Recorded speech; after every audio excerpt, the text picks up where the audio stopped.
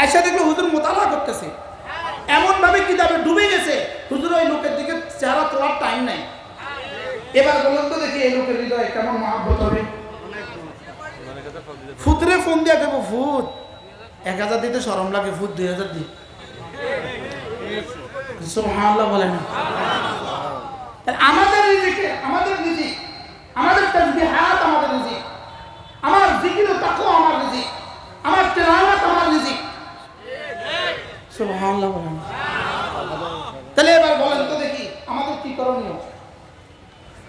আমরাই পারি পুরো জাতিকে বাঁচাতে, আমাদের দিকেই চেয়ে আছে জাতি। আল্লাহ মেহেরবানি করে আমাদেরকে 4 বিষয়ের উপর ওঠার তৌফিক দান করেন।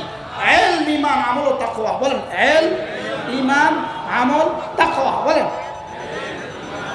ইলম, ঈমান, আমল, তাকওয়া। আবার বলেন সহজ ভাষায়, সহজ কথায়। ইলম হলো গাড়ির জন্য লাইট, ঈমান হলো গাড়ির জন্য ইঞ্জিন, আমল হলো গাড়ির জন্য বডি, আর তাকওয়া হলো গাড়ির জন্য ব্রেক। সুবহানাল্লাহ বলেন। কয়টা লাগবে? কি কি? ইলম 1 নম্বর কি? 2 নম্বর কি? ঈমান। 3 নম্বর কি? আমল। 4 নম্বর কি? তাকওয়া। ইলম কি? যে ইলম কি গাড়ির জন্য কি? আবার বলেন। তাহলে গাড়ির জন্য ইলম হলো লাইট। লাইট যেমন গাড়ির জন্য, একজন মানুষের জন্য ইলম তেমন। গাড়ি যেমন লাইট ছাড়া গন্তব্যে জীবনে কখনো যাবে না, লাইট ছাড়া গাড়ি রাত্রিবেলা জীবনে কখনো গন্তব্যে যাবে না, ইলম ছাড়া একজন মুসলমান জীবনে কখনো গন্তব্যে যাবে না। এবার বলুন তো দেখি ইলম কি শুধু ইমাম সাহেবের জন্য না, সব মুসলমানের জন্য? জোরে বলেন। আবার বলেন ইলম ছাড়া এই জাতিকে বাঁচাবার আর কোনো রাস্তা নাই। জাতি ধ্বংসের জন্য যা করা লাগে সব করা হয়ে গেছে। গত কয়েকদিন আগে নিউজ, ঢাকা শহর পকেটমারদের দৌরত্বে ভরে গেছে, ঢাকা শহর পকেটমারদের দৌরত্বে ভরে গেছে। এটা হলো নিউজ, কিন্তু এটার উত্তর ঢাকা শহর কেন পকেটমারদের দৌরত্বে ভরে গেছে? আপনাদের শিক্ষানীতি ঢাকা শহরকে পকেটমারে ভরে গেছে। কি হয় যদি শিক্ষানীতি এভাবেই থাকে? এই জাতির আগামী প্রজন্ম অটো চালানো ছাড়া, চুরি আর ডাকাতি ছাড়া জাতি আর কিছু পাবে না। এবার বলেন জাতিকে রক্ষা করবেন কিভাবে? জাতি রক্ষার রাস্তা কি? ইলম। জোরে বলেন জাতি রক্ষার রাস্তা কি? যেমন ধরেন 6 মাস পলিটেকনিক্যাল ইনস্টিটিউটে 6 মাস পড়েছে, এবার যদি এই যুবককে বিএসসি ইঞ্জিনিয়ার বানিয়ে দেওয়া হয়, যেমন ধরেন 6 মাস প্যারামেডিক্যালের ট্রেনিং করেছে, এবার যদি এই যুবককে এমবিবিএস এর সার্টিফিকেট দিয়ে দেওয়া হয়, জাতির ফিউচার কেমন হবে? বুঝে বলেন জাতির অবস্থা কেমন হবে? এই জাতির অবস্থা ভয়াবহ। জাতির অবস্থা কি? এজন্য আপনার সন্তানকে আপনি বাঁচান। ক্লাস 1 থেকে ইন্টারমিডিয়েট পর্যন্ত কোনো ক্লাসে পরীক্ষা হবে না। 1 থেকে পরীক্ষা ছাড়া 2, 2 থেকে পরীক্ষা ছাড়া 3, 3 থেকে পরীক্ষা ছাড়া 4, এভাবেই চলতে যদি থাকে ইন্টারমিডিয়েট পর্যন্ত। আপনি বলেন তো আগামী 12 বছর পরে এই জাতির অবস্থা কি দাঁড়াবে?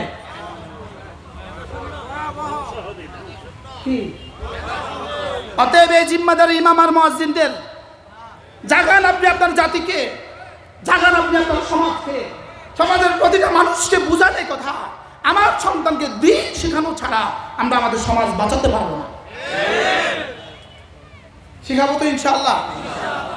এই জন্য আমি প্রতিদিন হাত তুলি, স্লোগান তুলি, ইনশাআল্লাহ ইনশাআল্লাহ। হাত উঠাইয়া ওয়াদা করলাম ভাই, ছেলে মেয়েকে দিন শিখাইয়া মরতে চাই সবাই।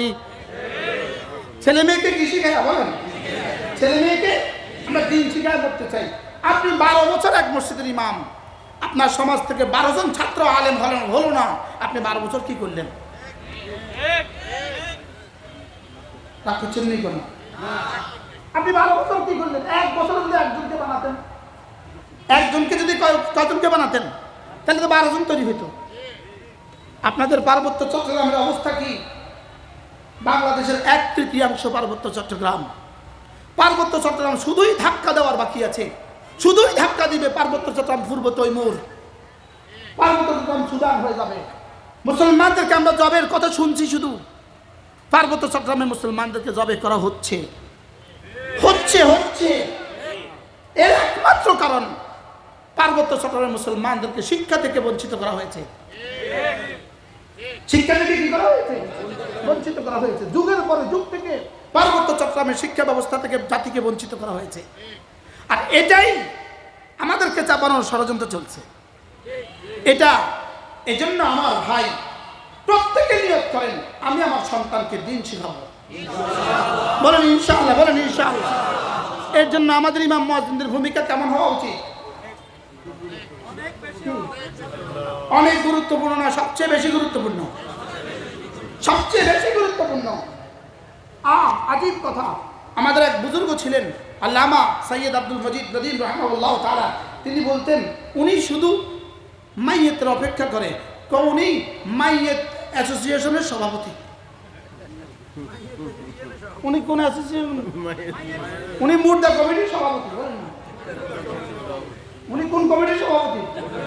উনি মুর্দা কমিটির সভাপতি। শুধু মরার পরে ওনারা লাগে, বুঝলেন না কথা? শুধু মরার পরে ওনারা কি লাগে? উনি কোন কমিটির সভাপতি? উনি মুর্দা ইউনিয়নের সভাপতি। উনি মুর্দা ইউনিয়নের সভাপতি। এই জন্য ইমাম মুয়াজ্জিন কর্তৃক আজকের এই সম্মেলন আল্লাহ তাআলা যেন কিয়ামত পর্যন্ত দায়মা কায়েম রাখেন। মাঝে মাঝে সমস্ত ইমামদেরকে সামনে নিয়ে ইসলাহি মজলিস হওয়া উচিত। বলেন আপনাদের সংগঠনের নাম কি? ইমাম মুয়াজ্জিন কল্যাণ পরিষদ। মাঝে মাঝে শুধু ইমাম সাহেবরা জমা হবে, শুধু মুয়াজ্জিন সাহেবরা জমা হবে, শুধু এদের সামনে ইসলাহি বয়ান হবে। করা উচিত না? উচিত না? যদি এদেরকে জাগানো যায়, ইনাদেরকে যদি জাগিয়ে দেওয়া যায়, পুরো সমাজ জাগবে কি জাগবে না? বলে পুরো সমাজ জাগবে। আল্লাহ তৌফিক দান করেন। যদি নোয়াখালীর এখান থেকে এই আয়োজন থেকে সারা বাংলাদেশ সবক নেয়, সুন্দর হবে না ইনশাআল্লাহ? আল্লাহ তাআলা আমাদেরকে তৌফিক দান করেন। ইমামদের সাথে খবরদার, ইমামদের সাথে বেয়াদবি করবেন না। খবরদার মুয়াজ্জিন সাহেবদের সাথে বেয়াদবি করবেন না। ইমাম আর মুয়াজ্জিনকে নিজের জীবনের পাহারাদার মনে করবেন। এরা আমার মসজিদে আল্লাহর ঘরের পাহারাদার, এরা আমার ইমানের পাহারাদার, এরা আমাদের কোরআনের পাহারাদার, এরা দেশের পাহারাদার, দেশের পাহারাদার। এরা কি, এরা কোন দেশের পাহারাদার? মানচিত্রের পাহারাদার। এই জন্য বাংলাদেশের এমন কোন ইমাম আমার মনে হয় নাই, আমার জানা নাই, এমন কোন মুয়াজ্জিন আমার জানা নাই যার বিদেশে বাড়ি আছে। জোরে বলেন। কে জানেন? আপনাদের জানা থাকলে বলেন। তারা জানা আছে? আমার মনে হয় বাংলাদেশের খতিবদের বেতনের মধ্যে আমার বেতন উল্লেখযোগ্য। আমার বেতন উল্লেখযোগ্য। ৫৫ করলে আমরা ব্যাটে মুখ লাগাই দিল। আমার বেতন উল্লেখযোগ্য, কিন্তু আপনারা ইমামকে আপনি আপনার জীবনের অংশ মনে করবেন, আপনার জীবনের অংশ মনে করবেন। আমি বলি, আপনি যখন লুঙ্গি কিনবেন, দুইটা লুঙ্গি কিনবেন, একটা কিনবেন আপনার জন্য, একটা কিনবেন আপনার ইমামের জন্য। এবার আর ঠিক কয় না, তার মানে আমার জীবনের অংশ। উনি আমার নামাজের জিম্মাদার, উনি আমার জীবনের সবচেয়ে বড় ইবাদতের জিম্মাদার। আপনি যখন চালের বস্তা কিনবেন, তখন ইমাম সাহেবদের জন্য এক বস্তা কিনবেন। জি কয় না, কেউ জি কয় না।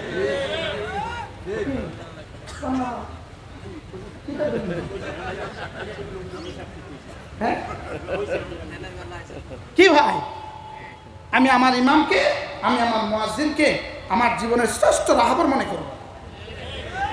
আমি বলি, আপনি যদি ইমাম মুয়াজ্জিনের খেদমত করতে পারেন, আপনি যদি ইমাম মুয়াজ্জিনের খেদমত করতে পারেন, ইনশাআল্লাহ আপনার মৃত্যুর পরে বলতে হবে না হুজুর দোয়া করবেন। আব্বার ইন্তেকালের পরে তো বলতে হবে না হুজুর আব্বার জন্য দোয়া করবেন, এটা বলতে হবে না। দোয়ার জোয়ার শুরু হবে। আল্লাহ তাআলা মেহেরবানি করে ইমাম মুয়াজ্জিন কল্যাণ পরিষদের এই উদ্যোগকে কবুল করেন। সকলে বলি আমিন। আপনারা খেদমত করবেন তো ইনশাআল্লাহ? হ্যাঁ, আল্লাহ আমাদের সকলকে তৌফিক দান করেন। আমি আগেই বলেছি, আমি মুখতাসার কথা বলবো, সংক্ষিপ্ত কথা বলবো। আল্লাহ তাআলা যেন এদেশের সমস্ত ইমাম মুয়াজ্জিনকে শতভাগ দিনের উপরে রেখে, শতভাগ তাদের দুনিয়ার প্রয়োজন সমস্ত কিছু পুরো করে আল্লাহ তাআলা তাদেরকে খেদমতের জন্য তৌফিক দান করেন। সুবহানাল্লাহি ওয়া বিহামদিহি, সুবহানাকাল্লাহুম্মা ওয়া বিহামদিক, আশহাদু আল্লা ইলাহা ইল্লা আনতা, আস্তাগফিরুকা ওয়া আতুবু ইলাইক।